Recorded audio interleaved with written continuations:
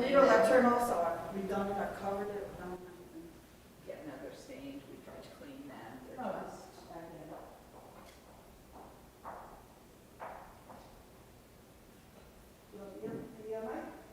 So I'll just go up there to introduce you. Okay. It's just easier than, I'll do this off for you. yeah.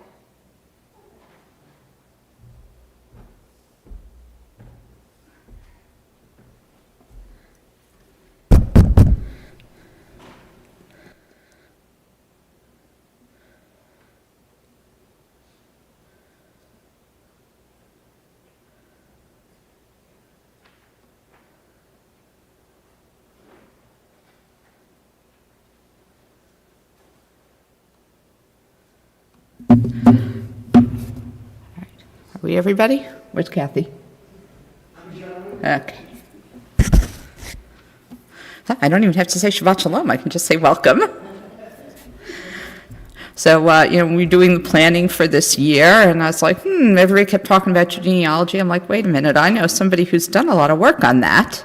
So I'm really thrilled to be able to introduce one of my oldest friends, not oldest in terms of age, but oldest in terms of how long we've been friends, my dear friend Arlene Bernhardt. She and I have known each other since 7th grade, thanks to Mrs. Mayer's biology class, Life Sciences, in 7th grade, where Steinholtz and Shames sat one right behind the other.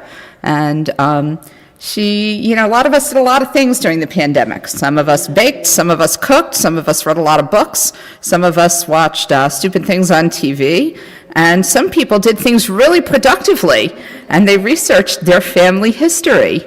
So that's what Arlene did. Arlene has an undergraduate degree from MIT and an MBA from Wharton, so she's a really accomplished person.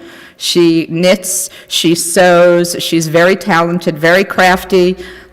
She does a lot of projects around the house. When I don't know how to do something, I always call her and say, she's going to know how to do that, because she does. She lives in New Jersey with her family, all of whom I know very well. And she's just a wonderful person, and I'm really thrilled that she agreed to come here and talk to us today about how she found her family history, because I know it's something that we've talked about, lots of people have talked about. So I'm really happy to welcome her today to First Hebrew. And she's been here many times before, but this is the first time she's going to talk. So, welcome. All right, that on? We are good. Okay, so Mindy's going to be changing the slides for me as we go because they're on the computer and it's facing away from me. All righty, so here we are in the middle of the pandemic. Well, the start of the pandemic. And I had dabbled in genealogy for years. Ellis Island had gone online with their records probably about 3 to 5 years before the pandemic. And my mother, who is sitting here and is one of my co-researchers, I'll also give credit to my niece, Molly, who also participated heavily in this research job. My mother calls me and says, we got nothing to do. We'll meet outside on the patio, and let's do the genealogy. Okay, no problem. I was interested in it anyway. Mom had always wanted to do it, and so we took off. And I'm going to tell you a little story, but first we'll go through what I did. I'm totally an amateur, but this is how I particularly found one member of my family who we knew of but was missing. All right? So go ahead, Mindy. All right, so you're standing here, you're saying, well, what do I do? Where do I begin? Start with what you know, okay? And I suggest you write it down. So, take a piece of paper, draw out a family tree. Write down all the cousins you know. Write down all the aunts and uncles you know. Write down all your great aunts and uncles. Put down names, put down dates. Give a hint to where they might live. Not that big a deal. If you would like to get a little more fancy, for free, there is a paid subscription. I have never paid for a subscription to anything. You can go on to genie.com. I'll point up there, you can see. And you can create a family tree for free. So, you just need to sign up. What you should know, though, is that Genie is a public site. So if you have family issues that when people want to keep things private, you have to really consider what information you put up there and how available you make it. If somebody is dead, anyone can access that information. Okay? If someone is alive, Genie does maintain their privacy. So, I did create a tree on Genie, started with myself and my husband, put my children in, put my parents in, put my brothers and sisters in, and worked from there. But I did definitely have people who said to me, I don't want my information. And in that case, I may have just put a name and know nothing. And you can click off alive or dead. They have all sorts of spots where you can put things in. What you do have to be careful also on Genie is that people will link to your tree. And again, it comes back to that privacy thing. And people link to your tree, especially if you have a common name. You know, if you have a Jacob Levy. Great. So there are a million Jacob Levys out there. And people are going to link to it, and you're going to say, wait a minute, I don't know any of those people. Why are they related to me? So I really kept my stuff on Genie very, very private. And I don't accept, I get regular notices saying, you know, would you like to join? So-and-so wants access. And I turn them all down unless I know specifically who they are and that I know that they're definitely a cousin. Okay? So, but there are people who do really crappy research too. And you're going to find your tree, which you have meticulously researched every date and every person's name and all the information, attached to trees of people who just put any crap that they find on. They find any Jacob Levy and they join it to your tree. And suddenly you have 17 Jacob Levys all confused with each other. All right. So to start your tree, I also suggest you go and you find any paperwork you have. Somewhere you have the passport picture that was saved from when they came to the United States. You might have a naturalization certificate. You might have burial documentation. You certainly want to know where that is, and gather it together and look at it. And you go back and look at it again. You never know what clues you're going to find in that documentation. Okay. As you see, fill in people.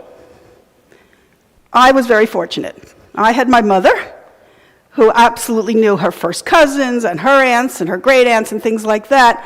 So I was able to fill in quite a few people. And then I started making phone calls. And I would talk to more people, and they would fill in more details or more information or tell me something. And that was very, very helpful. So the more you talk to people, the more information you're going to gather. Okay? I had lots of people. Oh, I know so-and-so had a baby. I don't remember if it was a boy or a girl, but I remember them having the baby. Okay, I don't know. I put a question mark there. Not a big deal. You have a box on the tree. Put it in. And then I specifically listened to what everybody was telling me. There were family stories. There was a story about a young man who had died very young. He got kicked by a horse. Doesn't sound like much. Do you know which relative it is? No, I can't remember. It was just a family story. Well, you know what I really found? Those family stories all had a certain grain of truth to them. There really was a young man. When I started doing the research, I discovered that one of my grandmother's brothers was buried in Perrineville, New Jersey. Later found him in the census. I find all the records. I can find the burial record at the synagogue. And he was in his very early 30s. He had 2 young children. He was married. And I discover when I go onto the censuses that my great-grandparents are living with him. Who knew? Okay? So there was a grain of truth. Did I find the death certificate that said he died of being kicked by a horse? Not in this case. But that's information may become available later on. So listen to those family stories. You never know what little piece you're going to pull out that's suddenly going to make sense. All righty. All righty. Quite a list here. All the different websites that are now available. So these sites were already available, but now, through the pandemic, and even now, more and more sites and more information is becoming available, which is really great. I'm going to start with the first one, which is FamilySearch.org. Qualifier, this is run by the Church of the Latter-day Saints, known as the Mormons. They have their own research and their own reasons for gathering genealogy information. That doesn't mean that the information is bad, but I do think people should be aware of where their sources are. Okay? It's a free site. You sign up, they send you a million emails, actually they're not so bad, and they have all kinds of things on there, including census information. And when I'm looking for somebody, that happens to be the first site I go to. Okay, the census in the United States is released every 72 years. It's after 72 years. So, during the pandemic, just so happened, in 2022, of course, that the 1950 census became available. And for the older people in my audience, I know that you're already there. Go back and look and see where your parents were, where they were living. You'll find yourself on it, which is kind of cool. You'll see perhaps, what? Some of us won't. You might find how much they were paying, what kind of businesses they were in. You might discover that an aunt or an uncle was living with them at the time that you didn't even know, or you didn't realize that that was the case. I have found relatives that were recorded twice in the census because maybe a child was visiting, and so they recorded the child where they were visiting, but they also recorded the child with their parents. Okay? Everything, you always have to question your information. So I take it with a grain of salt. I know there weren't two cousins. I know there was only one cousin. And so my best guess is that cousin was visiting elsewhere when the census was filled out. All right? They are available for free. Again, at Family Search, you can get them. But if you want to avoid that, archives.gov. You'll also find there, in archives.gov, naturalization information, perhaps. Naturalizations could have occurred in any court. They could have occurred in a federal court, they could be in a state court, they could have been in a municipal court even at certain times in history. So don't be alarmed if you can't find naturalization information. I have people, I can't find anything, and they report very clearly and very consistently on census that they were citizens. But if you can find it, it's a great source of information. All right, so the census actually is not available for certain years. In 1880, all the records were destroyed. And there are no surviving records from the 1880s. And from 1890, there's limited, very, very limited census information. You might get lucky, but the odds are not in your favor. So, given that, what do you have to know? You have to know that there are other sources of censuses. New York State, for example, was running a census on the fives. Federal's on the tens, New York City is on the fives in New York State. So you might get lucky. You might not find an 1880 record, of course, but you might find an 1885 record. There's also city directories. If your relatives came from larger cities, like Philadelphia, New York, obviously, Camden, Newark, they were doing censuses of the cities as well. So sometimes you might find, they're not just censuses, they had directories, like a phone book. But of course this predates the telephone. And so if you can find the city directory from where your relative was living, you might find an address, you might find an occupation, you might find evidence of children who are also living in the same household. All right, the next one is one that's very near and dear for Ashkenazi Jewish research, which is jewishgen.org. And jewishgen.org has both United States records and records from around the world. So if you're researching, many Jews went to South Africa, South America, particularly. They also went to Australia. So it's a really good place to locate them. And also, there were a lot of Jews living in England. English records are terrific because they kept very clear and preserved records, and they were not destroyed. So it always is worth a try to go onto jewishgen.org and see what you find. Okay. If you're looking to see where they are currently, presumably they haven't moved, find a grave. Hopefully your relatives are right where they were left. I know mine were. But Find a Grave has been indexing cemeteries for a number of years now. It's done by volunteers. And you can even put in a request if someone's going to be at that cemetery to take a picture for you. It may take a few years for that request to be done, but you just never know, and it's worth the try. Some of the larger cemeteries are not as documented as you would hope, of course. So I did not have much success with Find a Grave. Sometimes I couldn't, there was no picture of a headstone, but maybe I would find the plot information, where they were buried in what section. Alrighty, Ellis Island. My mother's always telling me they came over Niagara in a barrel. There are no records of them coming into the country. There's no records, there's no records. Well, yeah, actually, it's true. There were a couple of relatives we never did find their entry records. But if you go to ellisisland.org, and they came through Ellis Island, Castle Garden before that, you might find their entry record. You'll find the ship manifest. So let me address the Bubamisa, that their name was changed by the man at Ellis Island. No, absolutely not. To get onto that boat, a ticket had to be purchased. And it's not like now when you go and you buy a ticket at the Amtrak window. To get that ticket, you had to have a name on it. So your name was on your ticket. That name was then copied onto the manifest in wherever they departed from, be it Bremen, Germany, or Ireland, or there were hundreds of ports where they left from. That manifest was then recopied, and a copy was given to Ellis Island when they arrived, and that was how they entered the country. So there was no name changing. If any name changing was done, it was done back in Europe. Now, once they got here, they could call themselves anything they wanted. And they did. And it was not documented, and there were no legal name changes. They picked a new name, and that's what they were. And you're going to find, actually, as you go through the censuses, that they chose many different names. So Fredel became Freda, became Frederica, became, they picked any name they wanted. Fanny. They took any name they wanted. And in the census, you can see the list of children, that they start as Rose, then they become Ruth, then they become something else.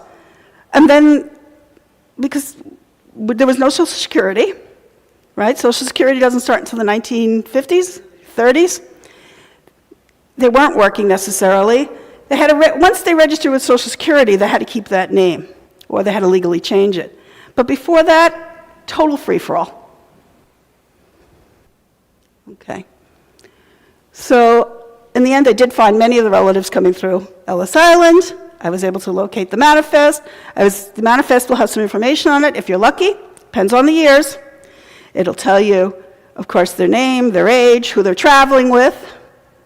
It's going to tell you how much money they had in their pocket. It's going to tell you who they left behind in Europe. It's going to tell you who they're going to here in the United States.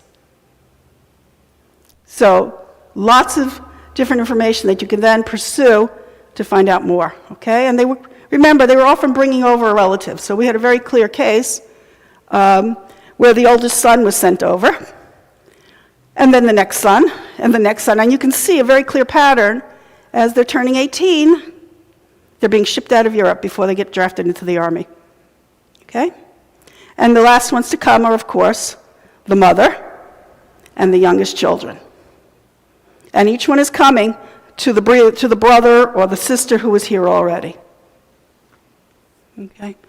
Now, if you were fortunate enough that your family was in New York City, there are some fabulous records out there. In New York City, your birth record would have had the name of your parents on it, of course, and it has your mother's maiden name. Your death record has the same information. It tells you who's filling out the death record. Usually it's one of the spouse or the children. It's going to tell you what their maiden name was and what their parents' names both were. This is how I learned many of the family names that have been lost over time. Okay. So everybody talks about ancestry. You look at those commercials and they're like, oh, you just put your information in and it's going to tell you everything you always wanted to know about your family. Yeah, it doesn't work that way. Not at all. But it's not a bad resource, and just like FamilySearch.org, there are different records on each of these sites, depending on who's indexed what. So Ancestry is another great source. Again, I've never paid for a membership. Most libraries offer you Ancestry for free. Go to the library. Have the librarian help you. Let them give them names, give them information that you know, and see what you find. Okay, now, the next couple, and I missed there are a couple that are not in there, are also very specific for Jewish genealogy. If you are Galician, there is a website that is now loading records just about that area, okay? Now remember, Galicia was an area that changed hands. 1 minute it's part of Russia, 1 minute it's part of Poland, 1 minute it's part of Austria-Hungary. So records were filled out locally in the town, right? Child's born, you go to the clerk, you register the child, clerk makes a note in the book stays in town. What we don't realize is that many of the times, those records were also copied and sent to the capital of whatever country they were in. So we always talk about records being destroyed. It's quite possible that records that you think were destroyed are actually still out there, just not where you expect them to be. And again, you have to know what year it was, who owned that piece of land at that moment, and where those records could have gone. So for that, we have Gesher Galicia, JRI Poland. I've used German genealogy sites. There's another one now specifically for Russian sites. Records are quickly being added more and more. Ukrainian sites, all of which generally plays into the Ashkenazi Jewish research. And I will tell you, the oldest record that we found, and actually one of the only records I've ever found in Europe, I found on JRI Poland. I have the registration of my mother's father at his birth with a few of his brothers, and they were all registered at the same time. And again, another treasure trove, because there, not only did I find his father registering him, but I find his mother with her maiden name. Okay? And it actually isn't her maiden name. You have to know the little trick. Jews in certain parts of the world were taxed if they married civilly. And the number of licenses that were released for Jews to marry was limited.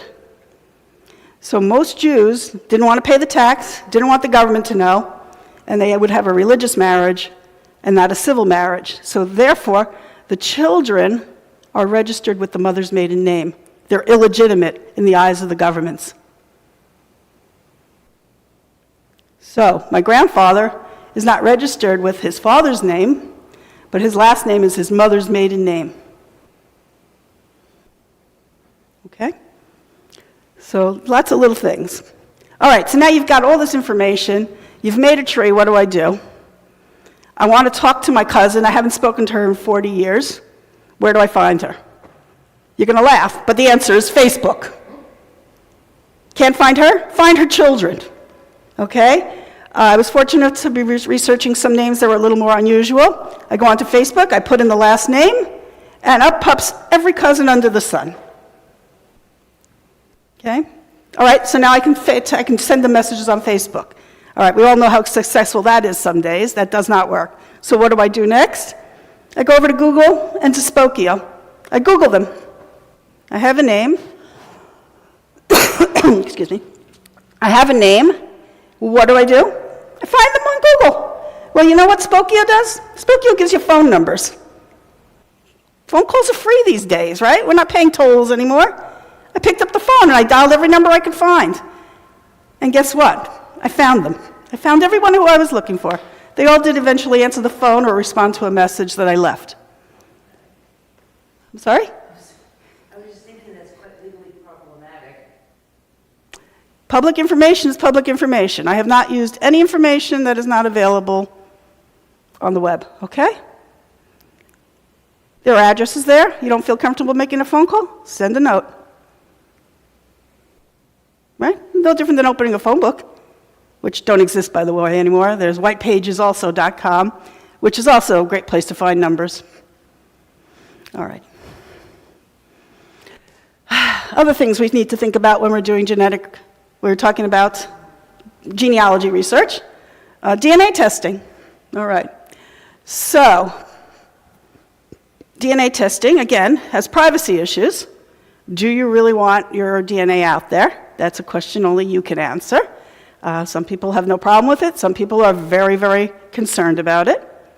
And I respect all that. So let's say you don't want to do DNA testing, or you do a DNA testing then. How useful is that DNA testing?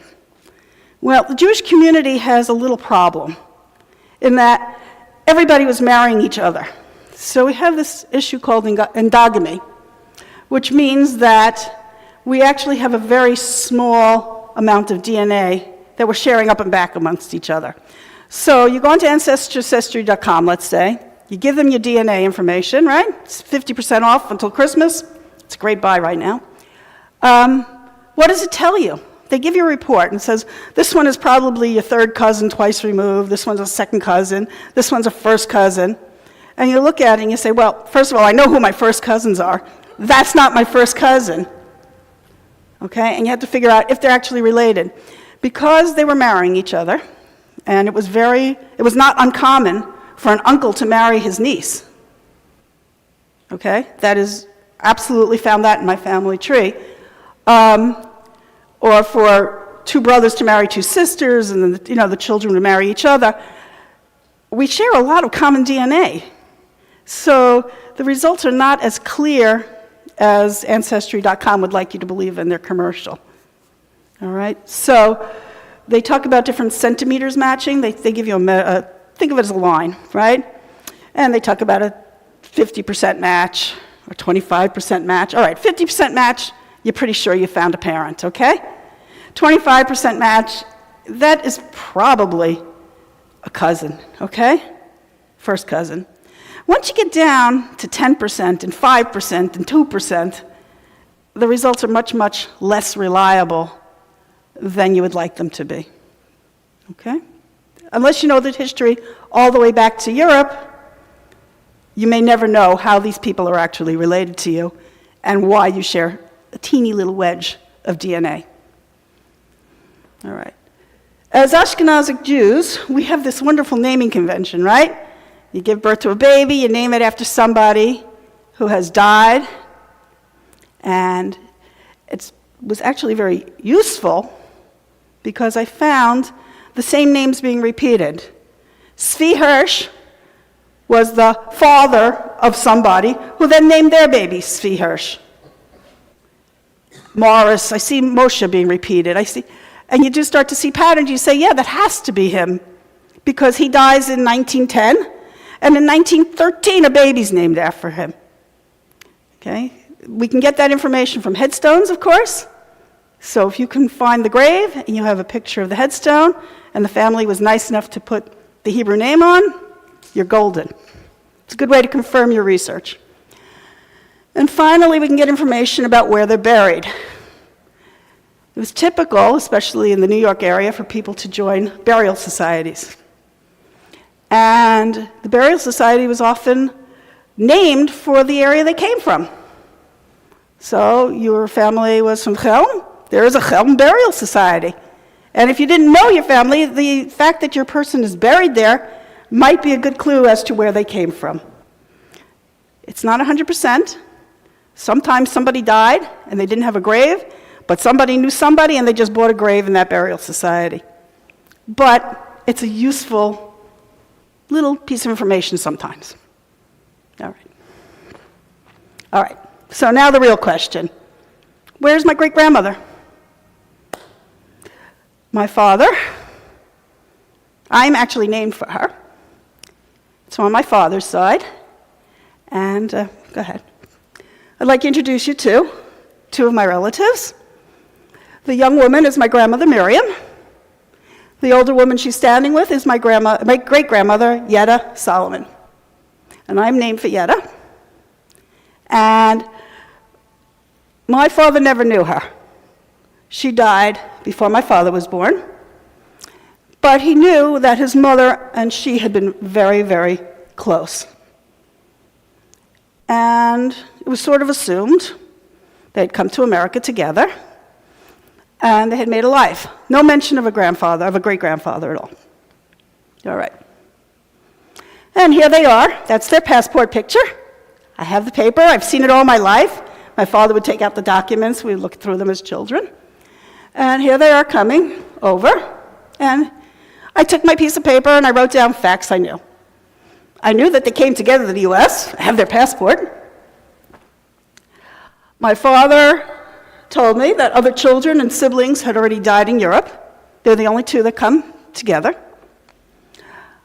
Told you Yetta's born before my father's, Yetta's dead before my father's born.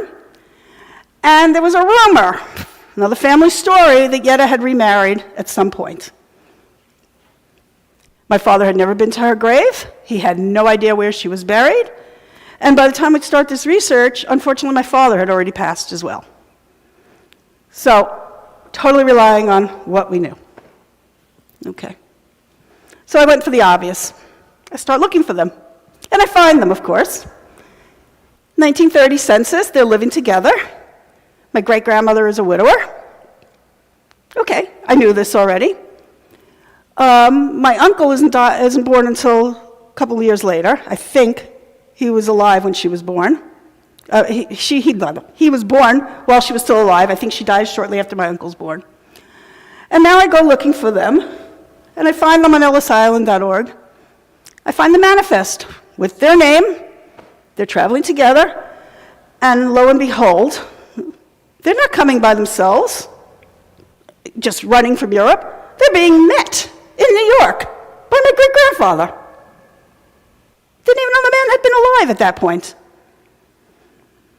And there they are in the 1925 census in New York City, living together. And he's working. I have his occupation. I believe he's a tailor. My great-grandmother is a seamstress. My grandmother eventually becomes a milliner. There's definitely there. Okay. So they're together until 1925. In 1930, he's gone. So now I have to go looking for his death certificate. Lucky for me again, they're living in New York City. So I found his death certificate. Very common name, but I'm able to isolate it down because I have his address that was on the manifest and in the census. So I go looking for Morris Solomon, and I find him. I find his death record. Confirm it by knowing the address is the same, and he's died in 1927. Now, New York City death certificates also list where they're buried. So now I have a cemetery to look for. So I can go to find a grave, I can put in the name, I can put in the cemetery, and poof! You think Morris Solomon, there'd be a lot of them, but again, I know what day he died, so I can locate his exact grave. All right. While I'm doing my research, I also find his naturalization application. And he does this before my grandmother, my great-grandmother even come to the United States. He applies for citizenship. And when men applied for citizenship at that point, their whole family would be naturalized with them. It was just routine, okay?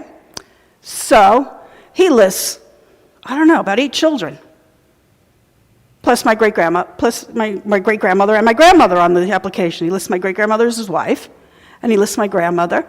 And some of the children are in New York, and some of them are in Poland, and the only thing I can surmise is that these children are much older that he lists. And I have to assume that my great-grandmother was a second marriage at that point, and my grandmother is the result of that second marriage. And as I said, there's nothing. I don't know anything about these other children of his. They were older. They appeared to be in their 30s already. They were probably married, probably had children, and they have names like Abraham Solomon. And I'm like, I just can't possibly locate just based on a name. I don't even I have no address, I have no location other than USA or New York City. So I do not know what happened to these other children. And I will tell you, we did go out to the cemetery. I went to his grave, and it just says, like, in loving memory of our father. So I suspect that his children buried him and not my great-grandmother. It was a little weird. All right. So, still haven't found Yetta, though, right? I know where she is in 1925. I know where she is in 1930. I know she's gone before my father's born in the late 30s. So, as you can see, here's some failed research that I did. This is based on the New York City archives. I'm looking for her. I'm looking for an image of her, some possible remarriage that I'm looking for, because I don't know what name she's using. And I go through all the Yetta Solomons. I don't know if you can all see them. And I've numbered them, 1, 2, 3, 4. I've crossed one out because unlikely, since she's still Solomon in 1930, okay, in the 1930 census. And I go through them all. And these are all the civil records, and those are all the grooms. And I'm pretty sure I can eliminate Salvatore Cordero, not Jewish, okay? And I doubt that she would have married someone who wasn't. But there are other potentials. I start making notes of the New York City marriage certificates. All of these leads went nowhere. Absolutely nowhere. All right, so what do? Told you in the beginning, gather your things. So Mom and I go back, and my mother goes through my father's papers, and she finds an envelope from a lawyer with a letter in it, with my grandmother requesting letters of testamentary to settle the estate. And the lawyer has the name clearly marked on it as Yetta Solomon, no married name. That was, that's her first marriage, and that's it. And I say it's still under Yetta Solomon. So she's still using that name. They're not settling it under a different name, under a married name. And then I start to say, well, they're in New York City, but hey, was there a civil marriage? I didn't find any. You saw my search of the civil marriages in New York State. So we go back. And amongst the papers, I find this rather beautiful document here. It's wall size. You're supposed to frame it and hang it on the wall. And I don't know if Betty's Hebrew is any good, but you can see right there the name. Come up for a second. Right over here. Yenta. Okay? My great-grandmother was fortunately very consistent. She used the name Yetta consistently while she was here. And I happen to know, I see her name is Yenta there. Okay? And this phrase here is an abbreviation for "May they rest in peace." You'll see it on all the gravestones when you go, especially the old Yiddish ones. So I say, what do I got here now? You'll notice it's from Talmud Torah in Jerusalem. And I say, oh my goodness, I think my grandmother made a donation in honor of her mother to Jerusalem. And there's a second piece of paper that lists that says that she donated $100. It's in Hebrew, but my Hebrew is good enough to read that. And, does anyone recognize there? Tammuz? Hebrew month. Now I look at the date, and what do you know? I've just found my great-grandmother's death date. Okay. So this provides me the missing clue. I now have a Hebrew date of when she died. This is a yard site certificate meant to be hanging on the wall, so you remember the person each year. All righty. Go ahead. I've got a date. Now, of course, it's a Hebrew date, so remember, she could have died in the evening or the next day on the calendar. So I actually have two dates. But now I have a date. Yes. I'm going to see if I can find a death certificate back into the New York City records. I know she's in New York City. And what else can I find? So I go to the New York City records, and I look up any Yetta who has died on those 2 days. Now, fortunately, my niece was with me, and we're all sitting in my mother's backyard now. We've been working on this for months. And my niece is confirming my Hebrew dates with me, and we're searching, and we're on Ancestry, she's got a subscription through her college, and there aren't that many Yettas. It wasn't like I was researching a Jane. Or worse, a Debbie, okay? And I research every single Yetta who died that day, and I find her. So I find somebody named Yetta Sokoloff, who dies on that day, But because I'm doing it online, I can then click through and see the death certificate. And I can see her maiden name is Rubenstein. Okay. I'm going to keep going. And finally, here we are. I've isolated a death certificate. I know where she's buried now. I know who the name of the man she married. I can research him. And no, there was never a civil marriage. It was just a religious marriage.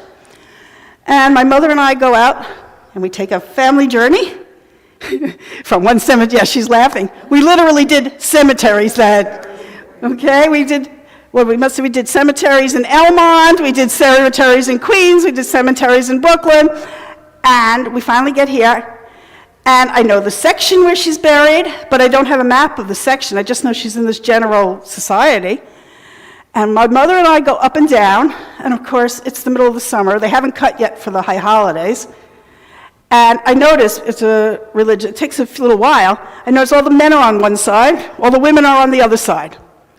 And we go up and down again, and we cannot find the grave. And my mother gives up, and she goes out to the car, and I say, let me take one more look. And I find it.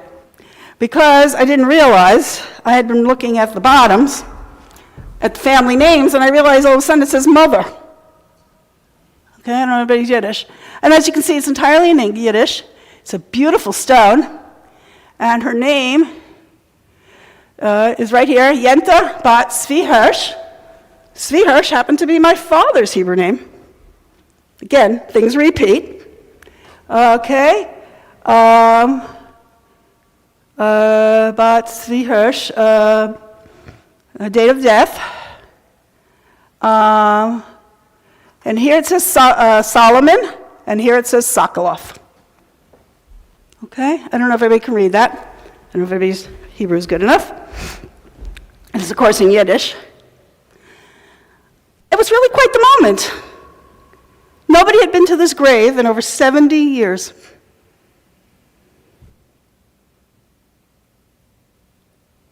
And it was just such an achievement, just actually figuring out the date of death, finding the death certificate, and then actually getting out to the grave. Let me just add one thing. Of course. My husband had been looking for this. By this time, you could go to the library. You didn't have it in your home, but you could go to the library and look at, I don't know, his ancestry or what it was. But he had no knowledge of what this name had been. And the marriage was only for 1 year. Yeah, marriage was it was a very short marriage. And so she's actually buried in the same cemetery as my great-grandfather, but remember, they couldn't afford two graves next to each other. When somebody died, they bought a grave.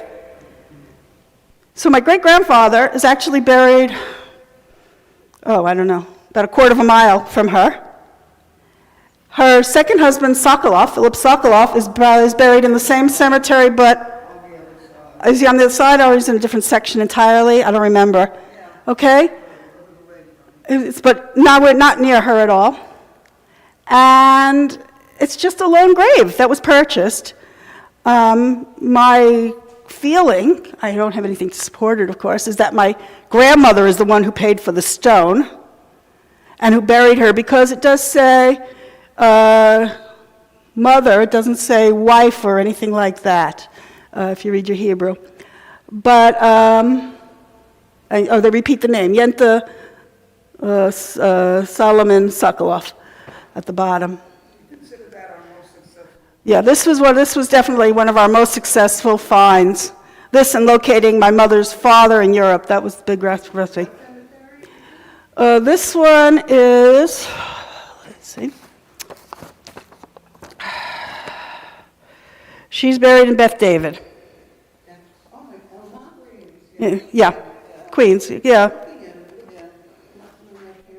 It's an enormous cemetery. I'd never seen such big cemeteries until we did this trip. We went to another cemetery that just rolled up the hills and up the hills and up the hills, and it's nothing but graves. It's been there so long, all the trees have died. It was very gray. But these cemeteries actually still have offices. And as we got to each cemetery, we stopped in the office and asked them for directions on how to get to this grave. And of course, what you'll find is not, if you're doing all your different sides of research, is that you're not going to one grave, you're going to 6 or 7 graves in the same cemetery.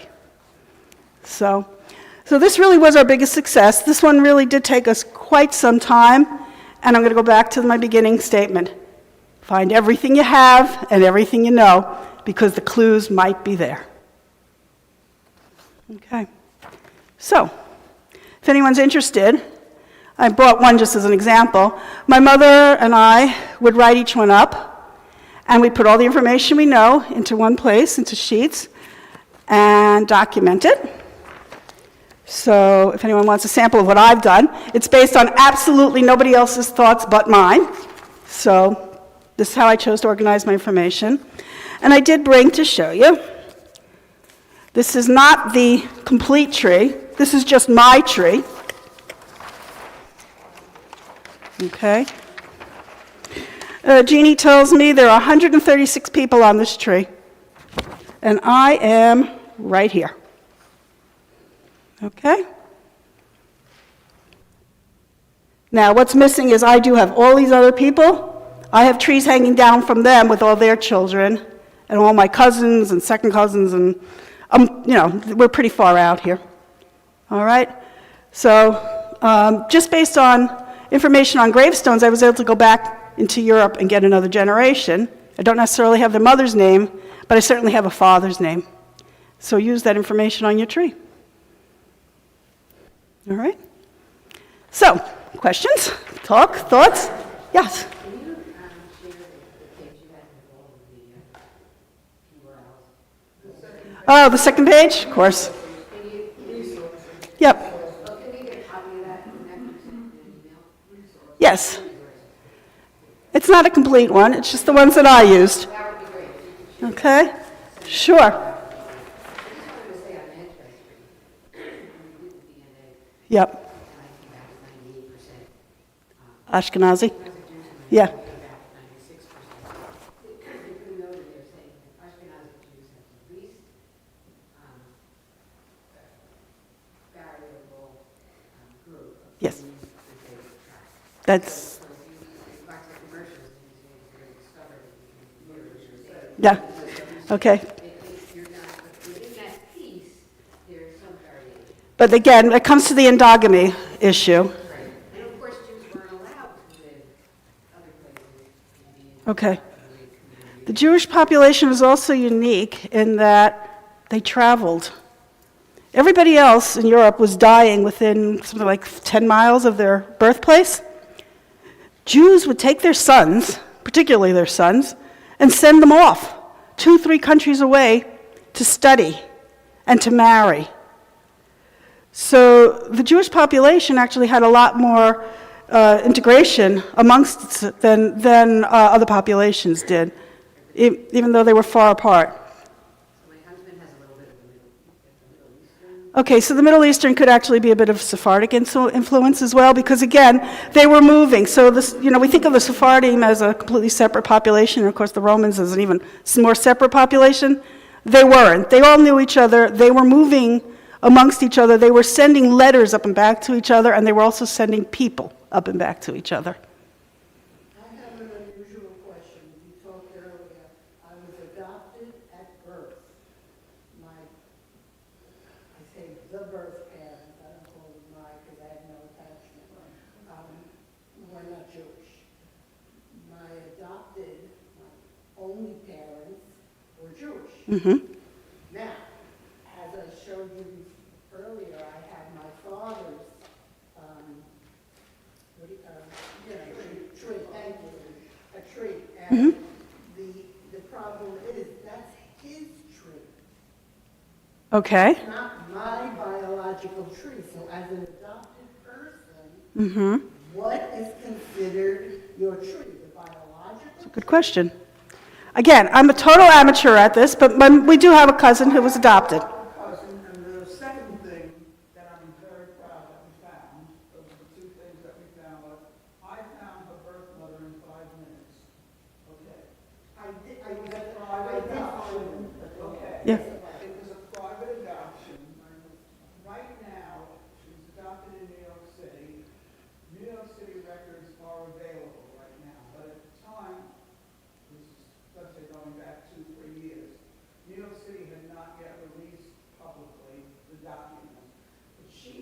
somebody, again, all records are destroyed. The lawyer had died and the wife had destroyed all records. So there were no records whatsoever.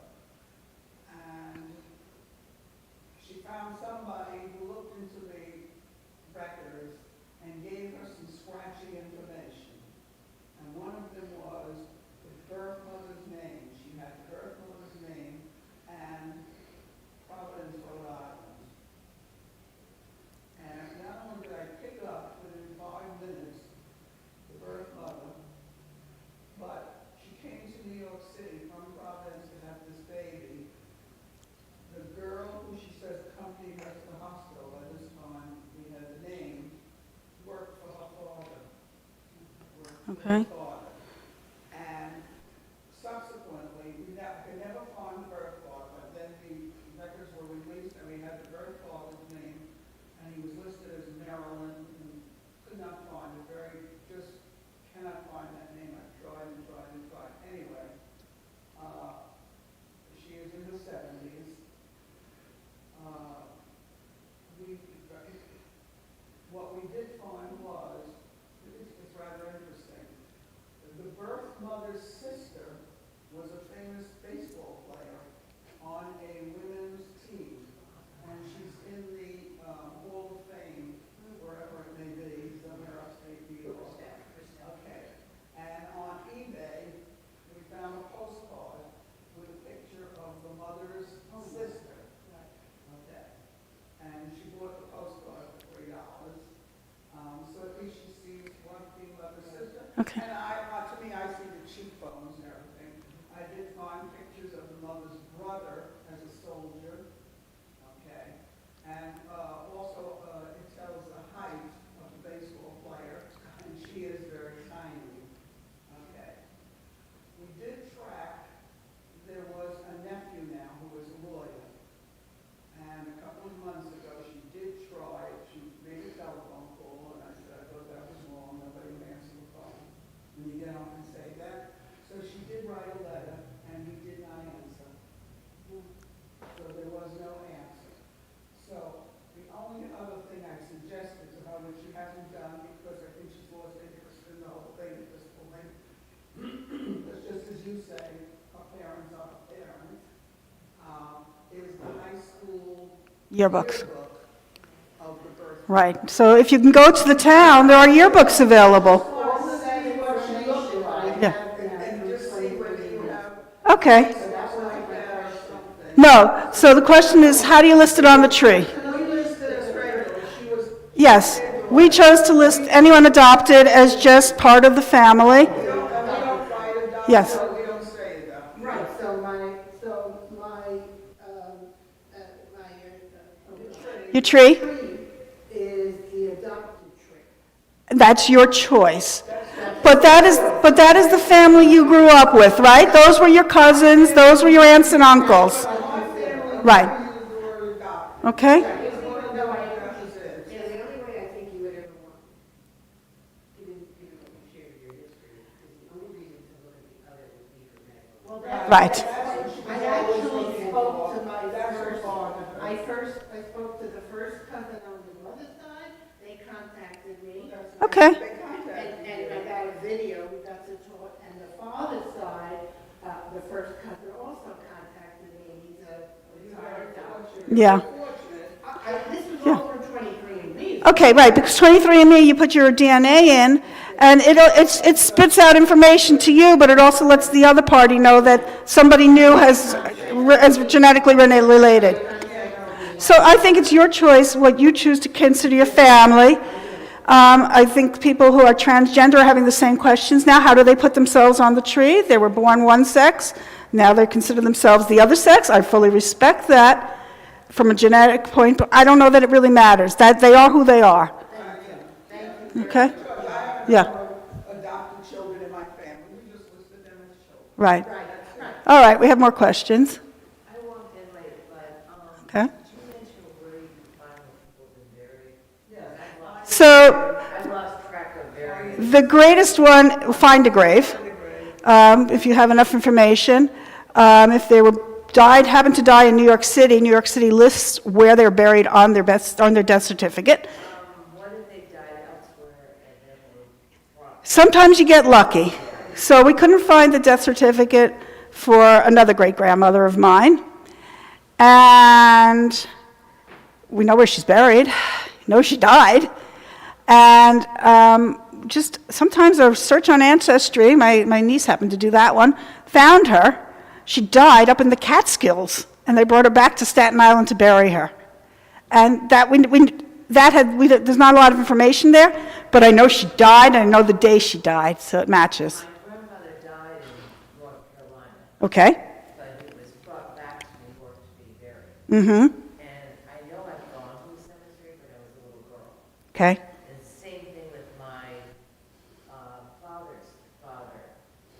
He was part of the burial society, but I don't remember. Okay. Again, start with find a grave and see if that gives you any hints. The only thing I remember is the name of the village began with a T. Okay. And they are Galician. Yeah. Let me just add one other thing on here. Sure. Before we finish. On the idea of changing names at Ellis Island, okay? A person, again, I just Oh. repeat what all you said, it's just to make a point. The person listed their name in Europe.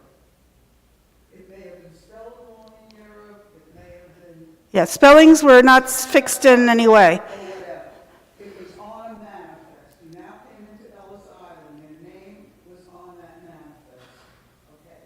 If there was any problem with that name, if it wasn't the right person or anything, the ship company was responsible for bringing you back to Europe. So they were very careful with those name lists. Okay. They left Europe, and when they checked them in at Ellis Island, Okay, and let me make one more point. so there could not be a name change. But the name change never happened at Ellis Island. But they may have come in under their mother's maiden name because, again, it wasn't a registered civil marriage. And I also didn't mention, but Jews have very limited genealogy availability because Jews did not take second surnames, family names, in most cases until 1820 to 1840 when they were forced to by governments in Europe. You were known as Arlene, daughter of Harry. That was your name for your whole life. Okay? And that would have been the name on your stone. And there was no surname. Nobody would have known me as Shames or Bernhard or anything like that. So, and again, records were kept. The girls were often not registered, so I probably wouldn't have existed at all. Certainly wouldn't have been educated. That was another thing. On censuses, can you read and write? Interesting to see whether your family was more educated in the past or now.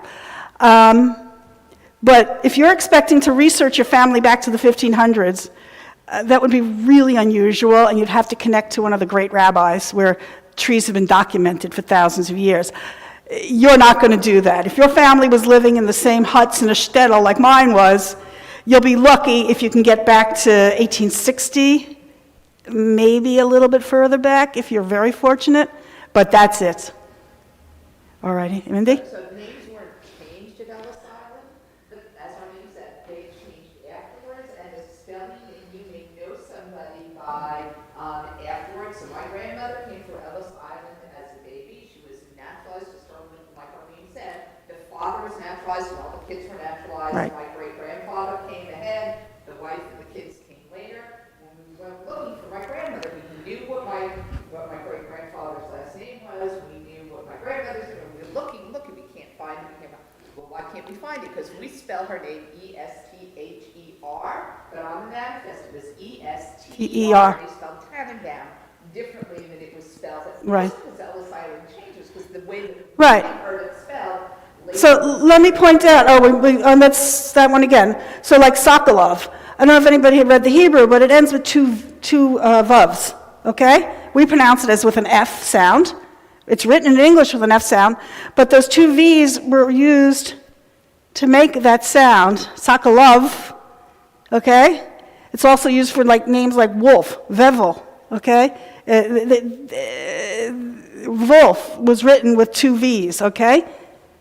Two vavs. So you have to be aware that they're not even writing in English. They're writing in Polish, they're writing in Russian, they're writing in Austria and Hungarian, and the sounds are a little different. They use Y's and W's and things like that differently.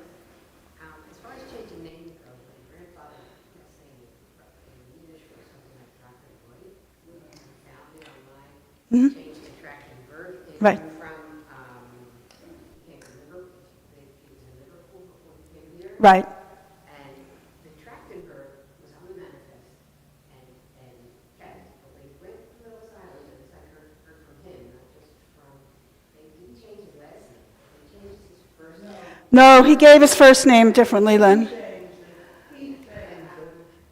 according to my grandfather or grandmother. That's a Bürgermeister. Yeah. I don't think so. I think we disagree. His name was Beryl, he wrote it down as Barney, and he kept it. That, well, he could have, one day he could have been Barney, one day he could have been Stephen. It really doesn't matter. He may have the next day. Okay. Called himself Barry, and that was it. Yeah, they really, we do have family members. They came through with Taraski as the last name, and now they're just Tar, okay? And there's no legal documentation. He just decided to call himself Tar instead of Tarovsky. It was discovered just before we were calling. I was calling the granddaughter to tell her, I mean, here I have to tell somebody that we finally found, and that's not your name, you know. Yeah. Your name was Okay? Tar. He Americanized his name. He was a salesman, and he Americanized his name. She was shocked when she said she discovered it 2 months before. And it didn't matter. He obviously needed a job, and he couldn't get a job under the name Turetsky or whatever. Right. And then, of course, there was just translation. My Yeah. grandfather who died in North Carolina was Joseph Ben David. Right. Changed David. Right, right, son of David, okay? My father, Harry, in English, they often use double names. So C. Hirsch is the double name that's usually translated to Harry for whatever reason. The same thing, and he also went by Heschel. So you have to know all these names are kind of equivalent. Yes, Fran? So I have the same name change issue. My maiden name is Kinvar, and, but my grandfather told me directly that the name in Europe was Kimborowski. Okay. It was either SKI or SPI. Yeah. But that, quote unquote, they changed it when he came into the country. Yes. Indicating the officials changed it when they came to the country. They did not come in through Ellis Island. Okay, they came through Philadelphia, Baltimore, Canada. They come through a million places. Okay, Texas. They came to New York. Texas people come into, believe it or No, not. they had some money, so they didn't come Okay. to Ellis Island. Okay, So, but they were still on the manifest somewhere. right. But I have not researched that. But so my grandfather lied to me directly. Well, no, not really. And I'll tell you, Russians use it. Because he said, No, there's naming conventions here too. right. No, there are naming conventions going on also. Because in Russia, you say, I'm child of so-and-so, but the name is different if you're male or if you're female. So, anything with the Russian influence. So, ski indicates a son of, but there are other indications that indicate a daughter of the same person. So, the brother and sister, and they're using different last names because of these conventions. So, and Poland too. You have to know these conventions. And you should mention, we had never found, my grandmother who came over on Niagara Falls on Right. Barrow, we did find that year, the manifests are Damaged. Okay, yeah. All right. My grandmother also told me Yeah. he came over on the last boat before World War I. The boats came in regularly during World War I, so he may be right, but that may help you to narrow down what dates you should be searching on Ellis Island for, okay? All right, so I just want in conclusion, I'm going to say now what, right? Here I've done all my research, I have my tree. What's left? Well, there's still a lot of mysteries, even just with this grandmother, this great-grandmother, because now I know her maiden name was Rubenstein, and they were cousins in the Baltimore area, I believe? Delaware, okay. Rubenstein. I have no clue how they're related. My mother remembers them giving a gift to her when she got engaged and married. She remembers them coming to visit my grandmother. Remember, my great-grandmother's dead. I have no idea how these cousins are related to my grandmother or my great-grandmother. They must be. They have the same last name. Was there a brother? Was it a first cousin? What? I don't know. Going to keep researching, though. I have this mystery picture here. Nice man, waistcoat, watch. Is that my great-grandfather? We don't know. Okay, was that him and he took a picture in Baltimore on arrival? And I haven't found his arrival, so I really don't know. And then I have the naturalization papers here with all the children listed. Do I go looking for them? Am I going to be able to find them with the last name of Solomon? It's too common in New York City, okay? So just even on this slide, there's still questions left to be answered. So I will leave it at that. Okay? I gotta do this for you. Are you sitting here? I found a grandpa. What? I found a grandpa. You did? But he's in Knoxville. Okay. I was in New York, but he's in Knoxville. So you have to, that's right, okay? And if It that, makes sense now, because she said my grandmother put him on a train and took him to the nearest Jewish cemetery. okay, so you have to know what website to look. My great aunt, mother of the adoptee that I told you about, died at 103. She did not remember the last couple of years. She remembered going to the cemetery. She didn't remember, and I find the grave is wonderful. You know the street that you found? Yeah, we have. It's Yes. my Yes, I parents' know. records. If you look on our records, we wrote everything down. Yeah. Everything we So found. when we went to the cemetery, when we did this day of cemeteries, I don't know what to call it, Mom, The Great American Cemetery, yeah. It was a great cemetery called. I got maps at each cemetery, and I kind of put a little X so I know where the grave would Beth be. David has streets. Yes. Yes, A lot of we cemeteries wrote do. everything down. Yeah. Jewish cemeteries do tend to have The streets and one you had a problem sections with is and gates. Newark, your husband's side. Newark, yeah, well, my husband's side is a whole different story to tell. Let's just say, I can't figure out where the heck Jacob Bernhardt came from in 1861, There's a lot of mystery. okay? The records become so minimal at that point. I was recently just found him in Camden, on the city directory. I was thrilled. I had no idea where he was, and now that I know where he was, and I know where he married, in Philadelphia, just put their marriage records online. So I was able to find his, the marriage record, so I know her maiden name. But I just went this year, instead of going to Long Island, I did Newark Cemetery instead. And I found all the relatives there, and I found him, he was the second burial in the cemetery in Newark. It's amazing. In, But yeah, you said they have no offices in. no, Newark had no records. offices. Metro West Federation was there helping with everything, and they were using Find a Grave, actually, to help locate the grave. There's no I office. get tons of relatives in the Yeah, so the Newark cemeteries are dangerous to go to. They're abandoned, they're a lot. The only days that they're only open, the Sunday between Rosh Hashanah and Yom Kippur, and you'll find the sheriff, the police, the state troopers, everybody there, because they open them up. The volunteers are there from Metro West, and that's really the only day of the year you can go to these cemeteries. Newark. I don't know which cemetery in York they go to, but it's all my grandparents. My There are parents only, went every there year. are only two major cemeteries. They went Two every major- year of their life. There's without Grove any- Street and, I can't think of the other one. They went without any problems. They Okay. all their lives. But there's nothing there, there's nobody there, and there's no matters, there's nothing, so you have to kind of know what to do. Well, thank you so much, Arlene. This was so wonderful. I'm inspired to start looking again. Yes, go home and research. And all those organizations are wonderful, I can start looking up more stuff. That's great, terrific. That's okay. Let's do it first thing. You don't need to tweet out that. Actually, you know. Fran, Yeah. unfortunately, especially as an adopted person, anybody, even, it's a lot of work. You have to have the time to go and research, because you'll see his name here, then you have to go to another Yeah, site. Arlene said she was working on it for months. Well, I was looking originally, You would just sit in the backyard, make cold calls, that's what she said, and people were responsible. but once I did call me, that was the ticket, that And they they were were calling, clear. it happened to My my cousin had no You know what success they with said funds to me? graduation. They even She told said me none. some traits. Well, no, Like, she you knew know, her mother. catalogs are not Yeah. attached, Well, we knew, right? we knew. Oh, I would, yes. all we Thank knew you so was much. that there was a Jewish. No, they also said you Husband's probably side. have straight hair. Last name is Oh, Olmsted, you probably related don't friend have. of No, but I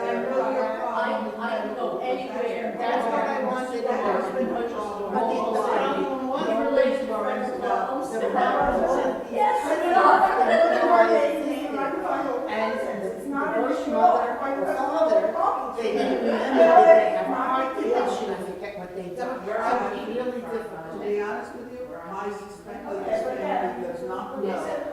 Oh, I- Girl had the baby. and No, they no, left this was for probably- nobody. I suspect that too. It was probably And then one her night. Cousin's husband, seconded. She moved to California, and then California for the rest of her whole life. So we're talking about this Yes. No, I got a lot of information. I'm gonna take a picture. I said to my daughter, that she wanted to find out her mother's side of the family.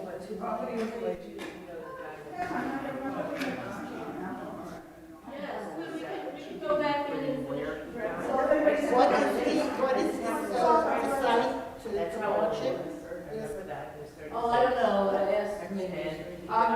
So actually, you got them, they were the only two link, everybody else is already there. Otherwise, you do pay that. It's on YouTube, rather you send it to my daughter.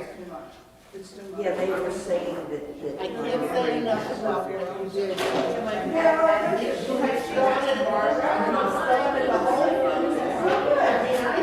have this on my father's drive, and I put it on my mother's. It's a lot of things. It's a lot of work. It's a lot of work. It's a lot of work. No, my last question was, do I consider myself the birth family? I don't. You know what I consider myself? She said to me, you want to know what she was? No. She was an egg, he was a sperm. There was no relationship. You know your family tree is. But I'm asking her a question.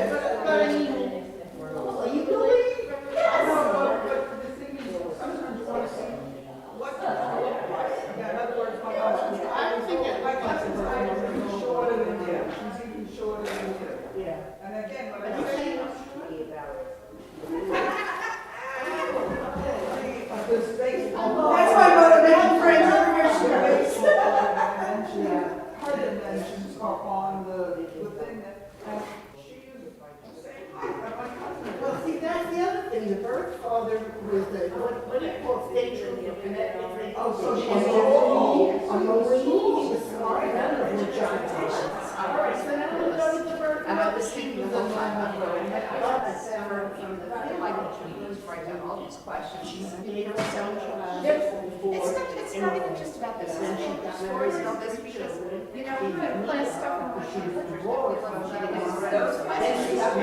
And this husband never married, the birth mother never married, never had any other children, and she was a screenwriter at his home. And that's all we know. And that's all we can find out. You know what I found out on the 23rd, which is really funny, they give you different traits. And you know, if you're gonna eat asparagus, your urine, my urine smells like asparagus. I don't know. And they said that. As I said, I'm not into 23. No, that's what gave me my, Because there's no life all my questions. I'm not into it. So that's so funny, I found my grandfather. You were just, I was just, he's dead now, or? my grandfather? Oh, yeah, Been dead for over 100 years. we don't need to go. Into the lounge, the Fisher Head. Your cousin. What? Into the lounge to finish. Oh, the you're picture. Half brother, half sister. No, I was more like, I want to see, you know, Was that the I last wanna- we heard that you had gone to somebody, stayed at some, the one that was missing? That Oh, was my like your cousin friend. Joel. Yes, yes. Did you ever find out? No. No, he has managed to disappear quite My mother's brother did the same thing. efficiently. They don't know whether. We now don't think he's dead, Well, because we we would have found the probably could body. look up now. Interesting. We would have found the body, True. you know, they had But searched. you would have no identification. They would have identified him by, I mean, we all knew what he looked like.